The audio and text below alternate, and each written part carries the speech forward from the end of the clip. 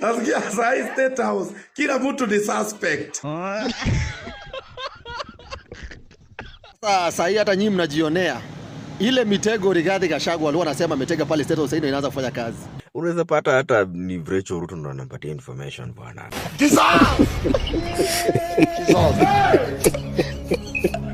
Watu wote wameitishwa simu. Ziangaliwe nani huyo anapatia Gachagua intel.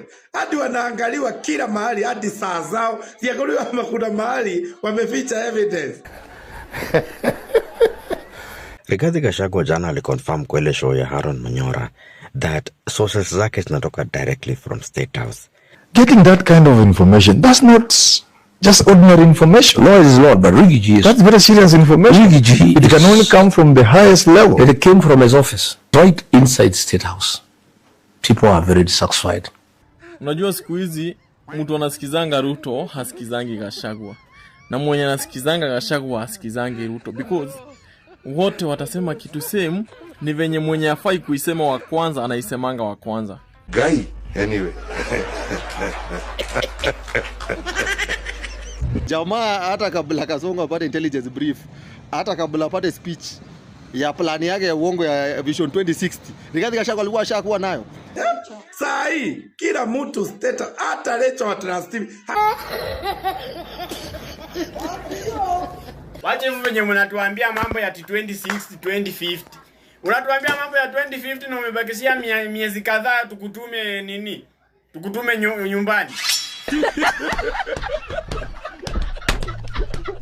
Mimi kivyangu naweza samehe Rigathi Gachagua kwa sababu Rigathi Gachagua baada ya vijana kuuliwa kwa streets aliambia President William Samoei Ruto that the other day we were Kenyans darling. Nini imefanyika sahi? Aliendelea kutetea vijana akiwa kwa hiyo serikali hadi wakati ambapo alikuwa impeached. Lakini mtu kama Aisha Jumwa from nowhere, alafu mnakuja mnamkaribisha. If mnaweza karibisha mtu kama Aisha Jumwa, then it means that mnaweza karibisha mtu kama Nelson Koech.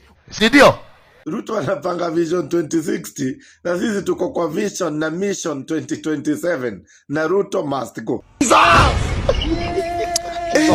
Enyewe mambo ni mwese. When you make a very publicized speech telling us stories ajab about 2060 and nobody takes you seriously, unaambiwa ati mzee amka usikojoe kwa kitanda.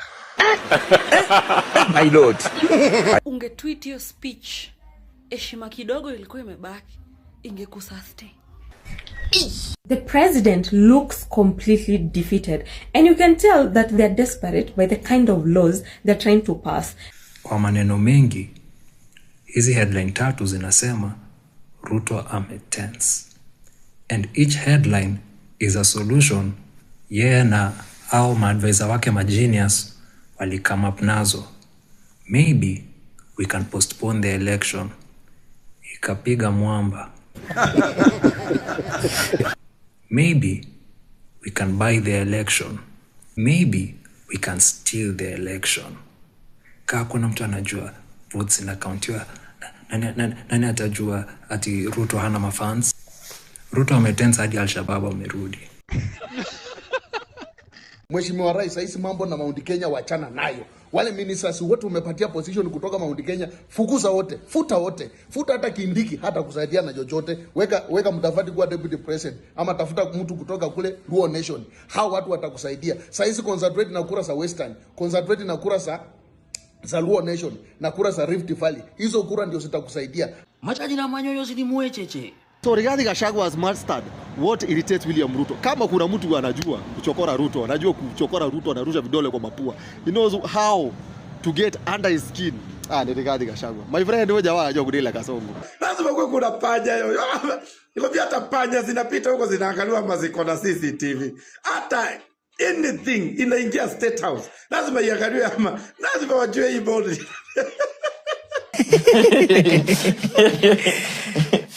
I think it's time for you to resign because nobody is taking you seriously. Morio, hautakui. Rigathi Gachagua cannot reveal his sources like that because Rigathi Gachagua anajua President William Ruto ataona your interview, and thing is Rigathi Gachagua just want to make President William Ruto to be paranoid. Uko na bia kwenda wapi? Uko na bia kwenda wapi? Sisi tuko na Vision 2027 na inasema Ruto must go one term.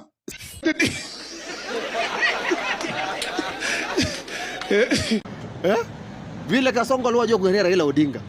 Saa hii Rigathi Gachagua ndio dawa ya Kasongo. Anakanyaga Kasongo mpaka unafurahia. Kasongo aliwakuja kusoma vision na plan yake hapo. Kwa mejaa mbaya sana. Jua sasa sema ikishatolewa spoilers. Goodbye. Rigathi Gachagua just want to make President William Ruto to be paranoid. Paranoid, he wants him to suspect everybody, bwana. Everybody around him anaenda kuwa suspect. Na hiyo paranoia, I'm telling you, itafanya make very terrible decisions. Because do you genuinely believe Rigathi Gachagua will just come and tell you that these are my sources? Watu wanze kufutwa, wale watu wanampa information wabadilishwe. Ai, please, make it make sense, bana. Because sasa mbona wewe unasema kitu yenye direct kabisa ndio hii kabisa. Sasa sahi we are not targeting in the next 6 months. Sahi tunaruka. Lakini 6 lazima ikuwe katikati. In the next 6 months. Hata akisema in the next lazima kuna 6. So sahi ni 2060. Watu wanaona mbele, nyinyi mnaangalia 6 months. Kwani hamuna bright future? So, Gachagua na huyo mwingine mjue nani atakuwa anaongea kwanza because unaweza pata hata ni Vrecho Ruto ndo anampatia information bwana. Utapata hata ni chief of staff wa State House, mtu mwenye akona, because acha mwenye alimuuliza hii information uko nayo inatoka from the highest level of office. But ask yourself, nani ako at the highest level of office mwenye akona access to this information? Jiulize swali, nani anaweza kuwa na the highest level of this information to be able to give Rigathi Gachagua this information bana? Let him continue being paranoid. Yote tisa, Rigathi Gachagua ametukumbusha that opposition leaders have been doing absolutely rubbish.